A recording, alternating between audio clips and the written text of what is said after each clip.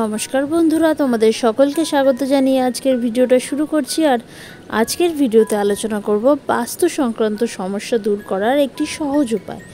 অর্থাৎ যারা দেখবেন নিজেদের বাড়িতে অকারণে অশান্তি হচ্ছে বা কোনো কাজ দীর্ঘদিন ধরে আটকে রয়েছে বা কোনো না কোনোভাবে বাড়ির কারোর শরীর খারাপ লেগেই থাকছে, যেটা নিজেরাই বুঝতে পারছো যে হয়তো বাস্তু দোষের কারণে এরকম হচ্ছে বা বিভিন্ন নেগেটিভিটির এফেক্ট পাচ্ছ, তারা কিন্তু এই উপায়টি করবে। এই উপায়টি কিন্তু খুবই সহজ এবং এই উপায়টি করার জন্য শুধুমাত্র একটি উপকরণ অর্থাৎ ভীমসেনী কর্পূর লাগবে। এবং এই কর্পূর কিন্তু খুব সহজেই যে কোনো দশকর্মার ভাণ্ডারে কিন্তু পেয়ে যাবে। প্রতি শনিবার অর্থাৎ পরপর 4টি শনিবার এই উপায়টি করতে হবে। প্রতি শনিবার সন্ধেবেলা অর্থাৎ যখন বাড়িতে সন্ধে দ্বীপ জ্বালানো হবে বা সন্ধে দিলে ঠাকুরকে, তারপরে এই উপায়টি করবে।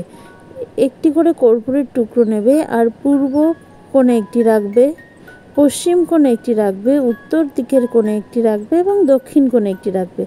জাস্ট এরকম 4টে কর্পূর শুধু রেখে দেবে এবং প্রত্যেক শনিবার অর্থাৎ এই যে পরপর 4টে শনিবার করতে বললাম, প্রত্যেক শনিবার কর্পূর রাখবে। এবং এই কর্পূর যেহেতু উদ্বায়ী জানো, হঠাৎ নিজের থেকেই কিন্তু ওটা উবে যাবে, ওটার জন্য আর চেঞ্জ করার বিষয় হবে না।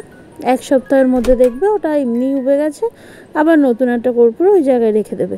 চাইলে এই উপায়টি কিন্তু সারা বছর করা যায়, তবে 4টে বার কিন্তু অবশ্যই করবে। এতে করে দেখবে যা বাস্তু সংক্রান্ত সমস্যা হচ্ছিল সেগুলো কিন্তু অনেকাংশে কমে যাবে এবং নিজেই কিন্তু এর উপকারিতা বুঝতে পারবে। সবাই ভালো থেকো, নমস্কার।